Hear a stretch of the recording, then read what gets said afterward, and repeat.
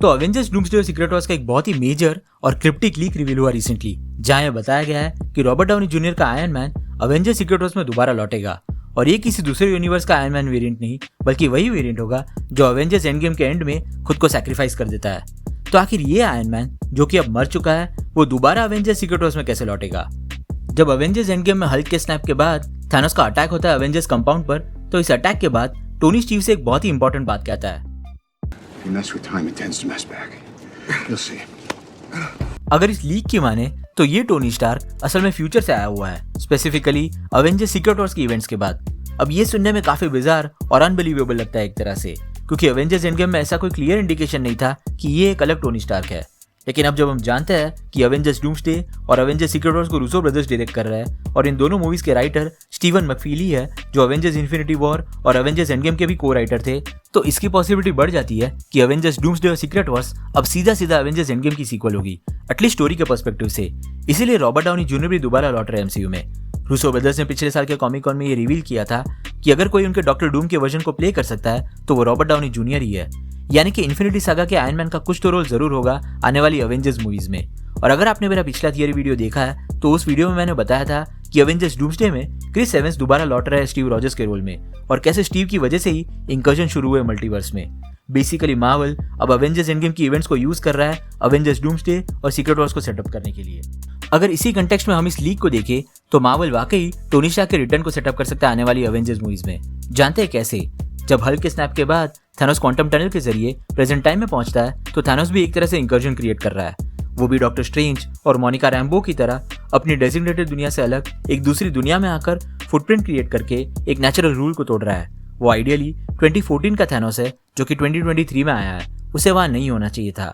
Of course Avengers end game के वक्त इंकर्जन्स के कंसेप्ट को इंट्रोड्यूस नहीं किया गया था, लेकिन अब जब हम इंकर्जन्स के बारे में जानते हैं तो थानोस के इस टाइम ट्रैवल का कंटेक्स्ट पूरी तरह बदल जाता है। उसके स्टेप ने अवेंजर्स एंड गेम को अब सीधा अवेंजर्स डूम्सडे के साथ कनेक्ट कर दिया है, और अवेंजर्स डूम्सडे प्राइमरीली इंकर्जन्स पर फोकस करने वाली है, जिनकी वजह से मल्टीवर्स खत्म हो जाएगा मूवी के एंड में। उसके बाद ही रॉबर्ट डाउनी जूनियर का डूम अपना बैटल वर्ल्ड क्रिएट करेगा सीक्रेट वॉर्स के लिए। अब डेडपुल एंड वुल्वरीन में एंकर बीइंग्स का कंसेप्ट इंट्रोड्यूस हुआ था, जो कि इतनी इंपॉर्टेंट बीइंग्स है कि उनकी डेथ के बाद उनका यूनिवर्स धीरे धीरे खत्म होने लगता है। उस मूवी में हमें पता चलता है कि डेडपुल के यूनिवर्स का एंकर बीइंग वुल्वरीन था। हो सकता है कि 616 यूनिवर्स का एंकर बीइंग टोनी स्टार्क हो।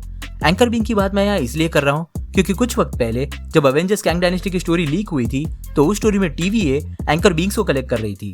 TVA का मानना था कि सिर्फ एंकर बीइंग्स ही इतने पावरफुल है जो काउंसिल ऑफ कैंग्स को डिफीट कर सकते हैं। और उसी वक्त एक और रूमर ये भी आया था कि TVA फैंटास्टिक फोर और खास करके रीड रिचर्ड्स की मदद से एक स्पेस राफ्ट बनाना चाहती है, जो कि मल्टीवर्स के एंड को सर्वाइव कर सके, और इस राफ्ट में अलग अलग यूनिवर्सेस के एंकर बीइंग्स मौजूद होंगे।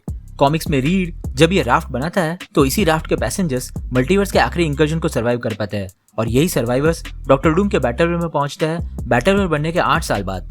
डूम ने बैटल वर्ल्ड पर रह रहे हर रेजिडेंट की मेमोरी वाइप कर दी थी, जिसकी वजह से उन्हें मल्टीवर्स के खत्म होने से पहले की अपनी जिंदगी याद नहीं थी।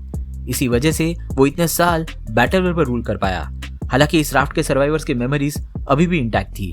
यही सर्वाइवर्स आगे चलकर गॉड एम्परर डूम के अगेंस्ट रिबेलियन खड़ा करते हैं और उसे हराने के लिए भी रिस्पॉन्सिबल होते हैं। यानी कि ये राफ्ट बहुत ही इंपॉर्टेंट रोल प्ले करने वाली है अवेंजर्स डूम्सडे और अवेंजर्स सीक्रेट वॉर्स में। कुछ दिन पहले अवेंजर्स डूम्सडे की एक सेट फोटो रिलीज हुई थी, जहां फैंटास्टिक फोर का द थिंग, फैल्कन और US एजेंट हमें किसी तरह की शिप में दिखाई देते हैं। हो सकता है कि ये शिप रीड रिचर्ड्स के लाइफ राफ्ट का पहला मॉडल हो। रीड इस शिप को और रिफाइन करेगा थ्रू आउट द मूवी, और शायद एंड में वो लाइफ राफ्ट का फाइनल और फुल्ली ऑपरेशनल मॉडल तैयार कर लेगा, और इसी लाइफ राफ्ट का यूज TVA कर सकती है एंकर बीइंग्स को बचाने के लिए। हो सकता है कि जब 2014 के थानोस ने प्रेजेंट टाइम में आकर इंकर्जन शुरू किया होगा, तो उसी वक्त TVA ने टोनी स्टार्क को, जो कि हमारे अजम्पशन के हिसाब से 616 यूनिवर्स का एंकर बीइंग है, उसे करंट टाइमलाइन से निकाल लिया होगा। शायद ऐसे ही टोनी अवेंजर्स एंड गेम में थानोस के हुए अटैक से बचकर सीधा इंकर्जन्स की क्राइसिस में पहुंच जाएगा, और प्रोबेबली उन बचे हुए एंकर बीइंग्स के साथ होगा जो मल्टीवर्स के एंड को सर्वाइव कर पाएंगे। यही सर्वाइवर्स डूम के खिलाफ खड़े होंगे बैटल वर्ल्ड में, जिसकी बात मैंने थोड़ी देर पहले की थी। अब रही बात टोनी के दोबारा अवेंजर्स एंड गेम के इवेंट्स में वापस आने की, तो काफी चांसेस है कि जब अवेंजर्स सीक्रेट वॉर्स के एंड में डूम का बैटल वर्ल्ड खत्म होगा, तो उस वक्त कुछ एंकर बीइंग्स अपनी डेस्टिनी को पूरा करने पिछली मल्टीवर्स साइकिल में अपने अपने यूनिवर्स में वापस जा सकते हैं। जैसे ह्यू जैकमैन का वुल्वरीन, जिसने अपने आप को X-23 के लिए सैक्रिफाइस कर दिया था, वैसे टोनी भी दोबारा उसी मोमेंट में वापस टेलीपोर्ट हो सकता है जहां उसे TVA ने प्रेजेंट टाइमलाइन से निकाला था, जो कि टोनी के फाइनल मोमेंट्स भी थे। अवेंजर सीक्रेट वॉर्स एक तरह से मार्वल यूनिवर्स को पूरी तरह रीसेट करने वाली है, जहां कई कैरेक्टर्स दोबारा रिकास्ट होंगे, जिनमें आयरन मैन और कैप्टन अमेरिका भी हो सकता है।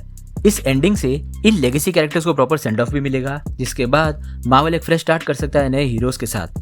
अगर सही में मार्वल इस प्लॉट लीक को फॉलो करता है अवेंजर्स डूम्सडे और अवेंजर्स सीक्रेट वॉर्स में, तो अवेंजर्स एंड गेम में टोनी के फाइनल मोमेंट्स अब बहुत ही अलग तरह से हिट होंगे, और शायद इसी तरह से मार्वल टोनी की सैक्रिफाइस को बगैर इफेक्ट किए उसके लेगेसी को और फुलफिलिंग बना सकता है। So let's see.